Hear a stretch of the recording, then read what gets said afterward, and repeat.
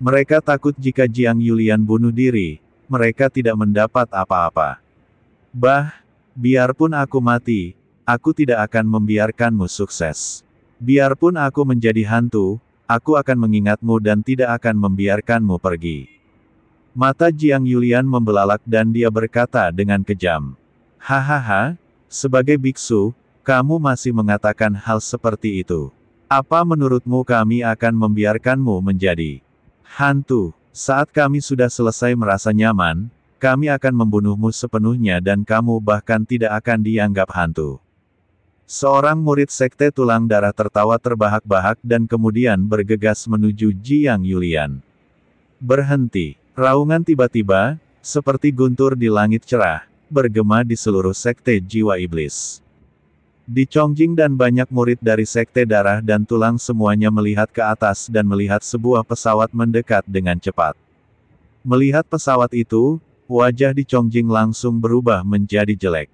Bagaimanapun juga, kapal udara bukanlah sesuatu yang dapat digunakan oleh sembarang biksu, dan itu bukanlah sesuatu yang dapat dimiliki oleh sekte biasa. Sekarang pesawat sebesar itu tiba-tiba muncul. Di Chongjing tidak tahu siapa yang ada di pesawat itu. Jika Anda datang ke sekte jiwa iblis untuk membangun kembali tubuh Anda akan mendapat masalah. Sebelum di Chongjing sempat bereaksi, pesawat itu perlahan mendarat, dan kemudian dua orang keluar dari pesawat. Tuan Chen. Melihat Chen Ping, Zeyan, Jiang Yulian dan pemimpin sekte Jiang turun dari pesawat, mereka tiba-tiba menjadi bersemangat. Saat di Chongjing melihat ini, dia juga tersenyum.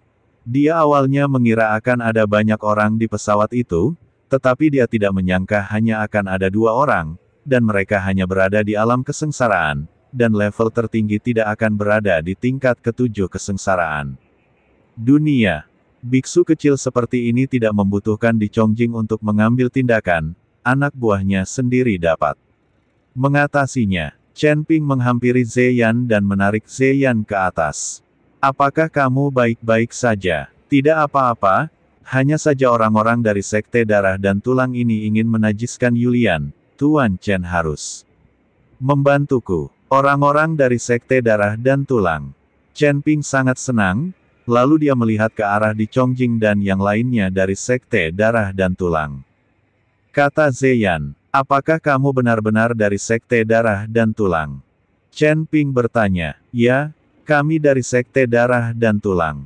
Siapa kalian berdua? Jika kalian bukan dari sekte jiwa iblis, segera keluar dan jangan ganggu kami. Di Chongjing bertanya pada Chen Ping. Kamu cukup sombong. Kamu berani menyuruhku pergi. Sekarang aku akan memberitahumu siapa aku. Setelah Chen Ping selesai berbicara, dia mengeluarkan token dinasti Xiao. Chen Ping tahu bahwa jika orang-orang dari sekte darah dan tulang ini tidak diselamatkan oleh dinasti Xiao dan tetap tinggal di wilayah dinasti Xiao, mereka pasti sudah lama mati.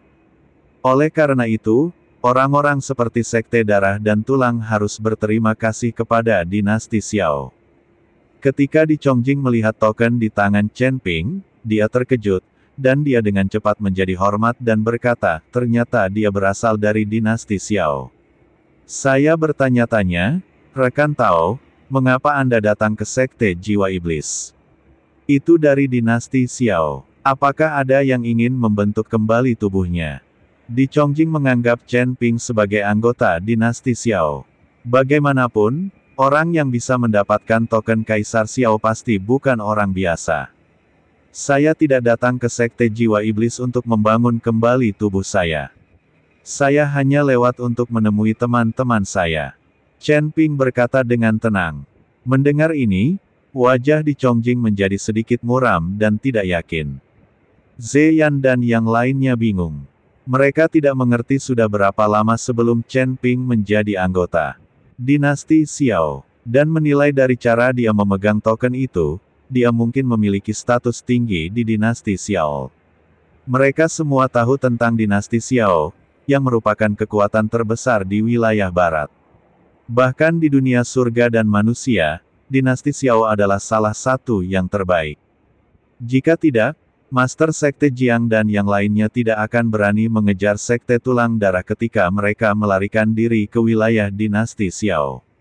Rekan Tao, saya tidak tahu siapa temanmu di Sekte Jiwa Iblis. Di Chongjing bertanya.